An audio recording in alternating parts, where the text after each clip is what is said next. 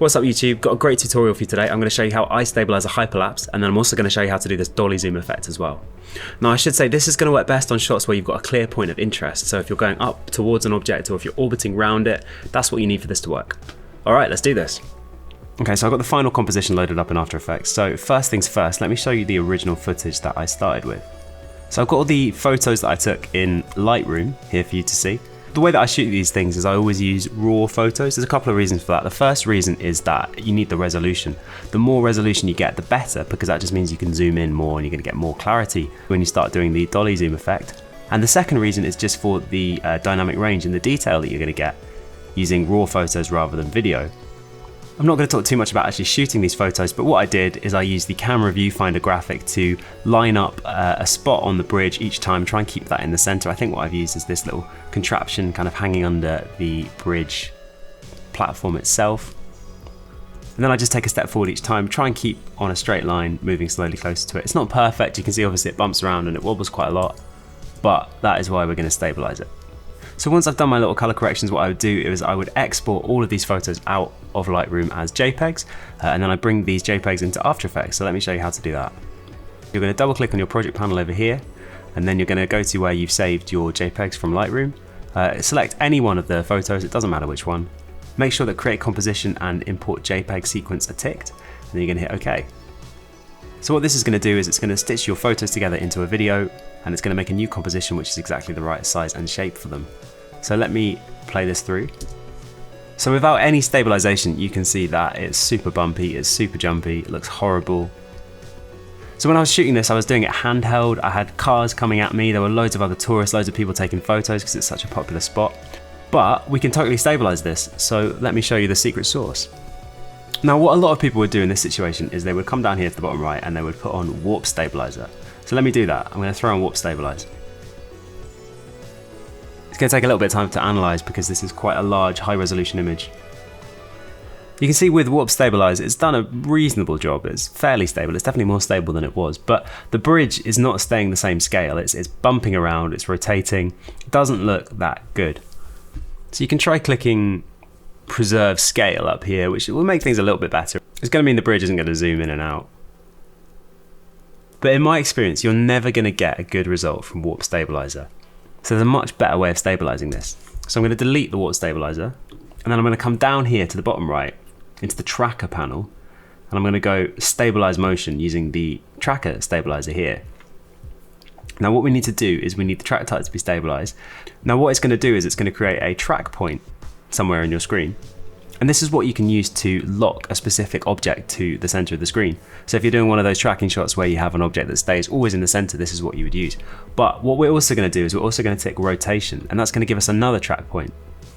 And then what After Effects is going to do is it's going to keep the line between these two track points vertical. It's going to keep it straight up. So if we attach this to two different points on the bridge, one above another, so I'm going to use this top ball thing at the top here, and then this little, I don't know what it is, like a control box here. Once we track this through the whole shot, After Effects is going to keep this vertical in it, and it should mean that our bridge stays completely upright throughout the whole shot. So let's do it. So just a quick word on how these track points work. The inner square here, this is what you're actually tracking. This is the object to track. So I've positioned it on top of this ball. If you click on the center bit, you get a little zoom in preview. And then this outside box, this is where it's going to look for it. So if you make that outer frame too small and then you go to the next frame and the ball is somewhere out here, then it won't pick it up and it won't track it properly. But if you make it too big, it might spend so long looking for it that your track is really, really slow. So for me, something about this kind of size should work fine. We'll do the same thing on the bottom. So we're going to track this little kind of light colored control box thing in the center. Now once you've got your track point selected, you're going to go down here and you're going to hit play. And you can see After Effects is tracking these two objects. But one of the problems with this is that you can see this bottom track point is already in the wrong place. We want it to be down here. So what you're going to have to do is you're going to have to go through manually, finding the frame where it jumps off.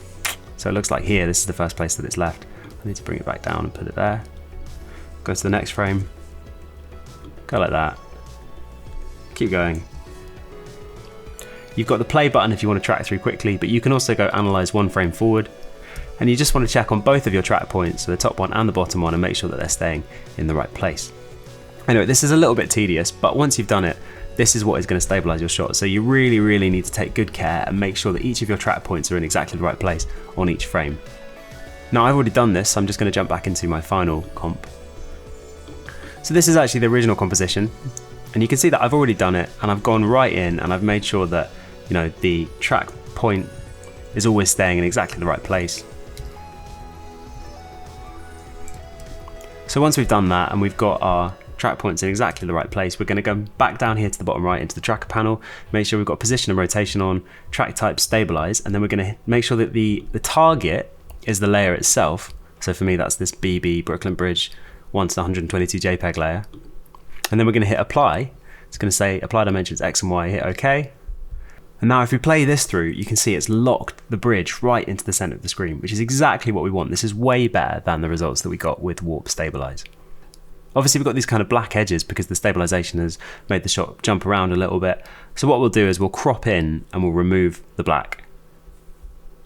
So what I would do now is I would make a new composition. So I'd come over here, take the composition that you're working on, drop it on this icon down the bottom here, and this will make a new composition which is the same size and shape. So let's change the settings of this one. Let's make this a nice 4K, 3840, 2160 height. There we go, UHD. And we'll just scale it down so the comp fits. And we'll drop out all those nasty black edges. And here we have our nice stabilized 4K hyperlapse. Now, there's a couple of other things that I would do just to make this look a little bit nicer.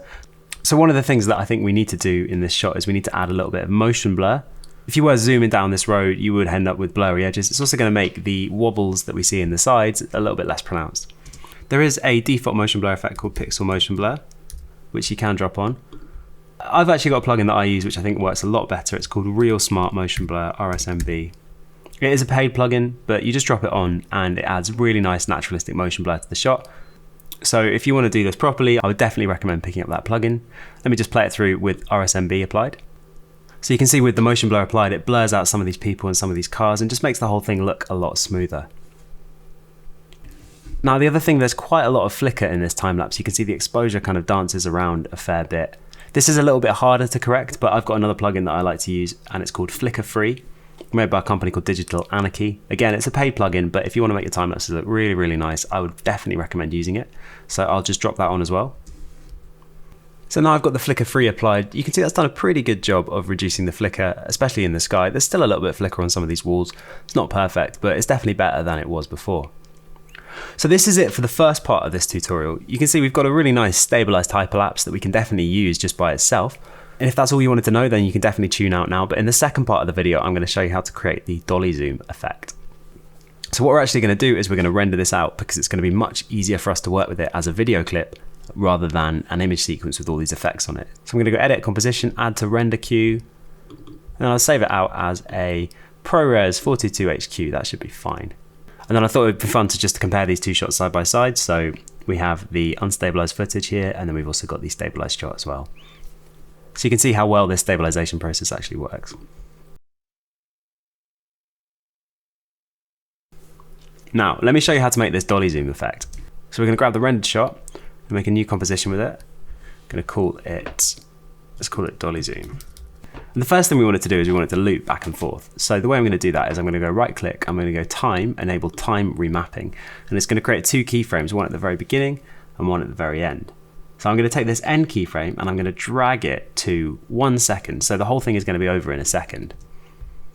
Basically just speeding it up loads and loads. But we want this to loop. So what we're going to do is we're going to go onto these keyframes. I'm going to type an expression to make it loop backwards and forwards. So I'm going to hit Alt and I'm going to click on the stopwatch and then I'm going to type loop, capital O-U-T, open brackets, and then I'm going to go type equals, and then speech marks, ping pong with a capital P and a capital P. And now, when I play this through, it should bounce backwards and forwards. Great, so every second it's going forwards and backwards and forwards and backwards. Now, if we just jump into the graph editor, you can see it's going at a linear rate.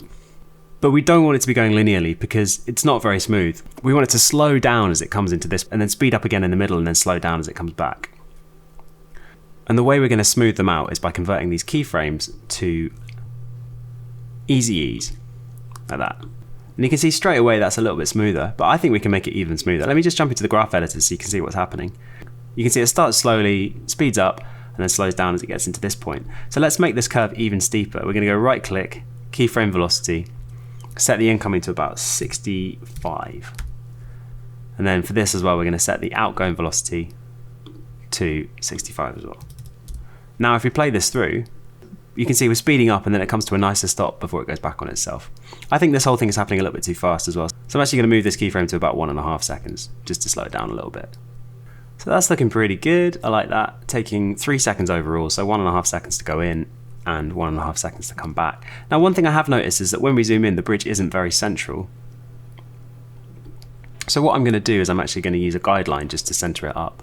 So to do that, you're going to go View, make sure that you've got Show Rulers ticked here. You get these rulers around the edge, and then you can just drag a guideline in from the edge like this. So we'll put that in the center of the frame. And then let's come back to the beginning, and you can see that, yeah, we're not very central at all. So we're going to hit P.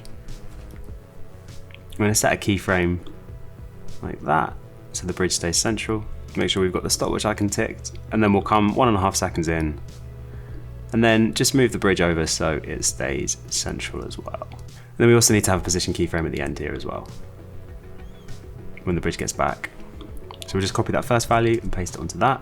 Now let's right click all of these position keyframes and go keyframe velocity and make this 65 as well, so that it's moving at the same speed as our time remapping, and all of the transformations kind of feel consistent with each other. And now if you play that through, you can see we've got it nice and centralized, and it's moving at the same rate as our time shifting as well.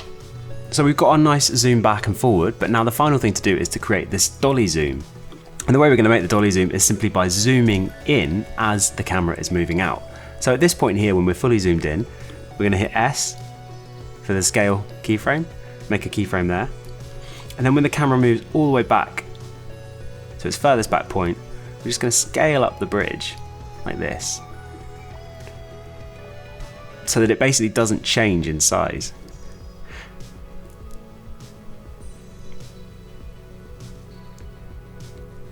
I'm also just going to tweak our position keyframe as well, like that, so it stays nice and central. And then of course with the scale keyframes, we're going to need to easy ease them too. So right click, keyframe assistant, easy ease, and we're going to make sure that the keyframe velocity is also 65, 65, 65, so everything is moving at the same sort of speed. If we look on our graph editor, you can see this curve is the same shape as this curve, which is the same shape as this curve. In its most simple sense, this is the dolly zoom effect, and what you can do is you can play around with these position and scale keyframes, and you can have it zooming back out again and doing the same thing in reverse. So let me just show you the final comp for the original one that I posted on Instagram. You can see I've done pretty much exactly the same thing. I've just sort of fine-tuned the speed. Maybe it takes a little bit longer than the example I've just shown you, but the principles are exactly the same. All you're doing is you're moving backwards and forwards, and you're keyframing the scale and the position at the same time. So that's actually it for this tutorial. Now the final thing that I did is I took it into DaVinci Resolve. And this is where I did the color correction. So you can see I've got a bunch of different color nodes going on here. I went for this sort of blue and orange color scheme in the end. I'm not actually going to talk about the color correction in this video. I don't want it to be too long, but if you're interested in finding out how I do color grading, then drop me a message in the comments and I will definitely try and do a video on color correction at some point soon. So that is about it for this tutorial. I hope you enjoyed it. As usual, hit like, hit subscribe. If you've got any questions, please do leave me a comment, and if not, then stay tuned for the next video coming soon.